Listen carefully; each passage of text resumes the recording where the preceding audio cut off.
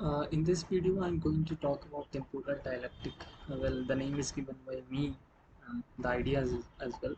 So the story goes like this: the traditional belief we have about the succession of time is it. The nature of the flowing of the time is very natural and inner. It is the main inertia of it to flow, the inertia to flow. But I think it's otherwise. It's not the case like the past, like a king gives the succession, gives the throne to his son, and succession follows peacefully. Instead, what happens that the son kills the father and takes the throne very violently. So in similar way, present emerges from the past, of course, and yeah, it replaces the past by killing the past. So the emergence of the present is a very violent event. Therefore, the whole relation between the present and past is of a massacre. The present massacres the past by killing it, but the story is not limited to that. What happens, like, for example, I'm going to into history to give an example how that happens. Well, let's say there was this kingdom and there was this culture of particular region.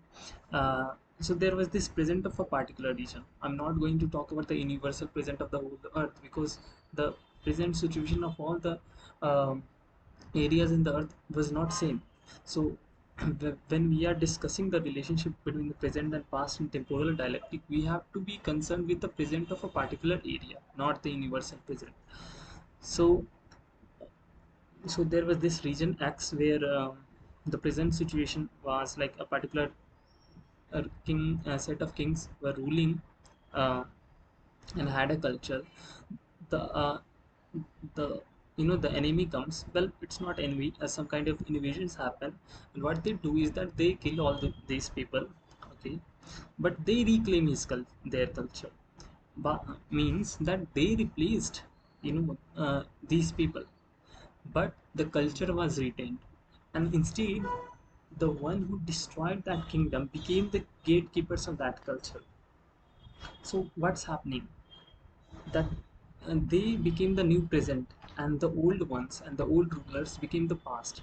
But it's exactly like the temporal dialectic, that what's happening is that present emerges by killing the past, by massacring the past, but the killing is two-step. It does not happen by just erasing out it. Erasing is not something is going to happen. What happens is that it's a two-step process where you kill the past but reclaim its antiquity. The invaders kill the rulers, but reclaim their antiquity and claim, and afterwards the culture of kingdom X became the culture of the invaders. And the invaders, the people who were invaders sometime, at present became the gatekeepers of that culture. So what happened is that even though the past was killed and the past does not exist now, and what exists is present, and present is the um, you know is the killer, but the antiquity of the past is claimed, because these invaders had not any antiquity or any history in that region. So they don't have one thing which their the ones they were going to replace had. That was the antiquity of that particular culture of that particular region. So they just don't erase it in a single handedly. Instead, what they do in a two-step process, that first kill the rulers and replace them, and second reclaim their antiquity, and you became the forerunners of that antiquity. So what happens is that time flows like this. It's not the case that the present is the son of the past, where it has emerged of the past, and since it has a genetic relation of like son or father or something, anything. So it will have the characteristics of the past. No, it's not like that. What is it? That present kills the past and reclaims its antiquity. So antiquity in this whole process of present killing the past and the new present again emerging and killing, making the old present as past and again reclaiming the antiquity.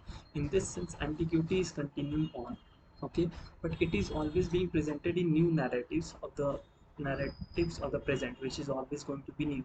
So in this way, antiquity becomes very big and is always changing, but it is there, and it is something which had been in a particular area for thousands of years and is going to be live there, even though the cultures and the dynasties and everything are replaced. So that is the essence of the temporal dialectic, where the antiquity moves forward, but the past is killed by the next present, and that present becomes the past afterwards and killed by the next present. So yeah, that was my whole idea of this temporal dialectic.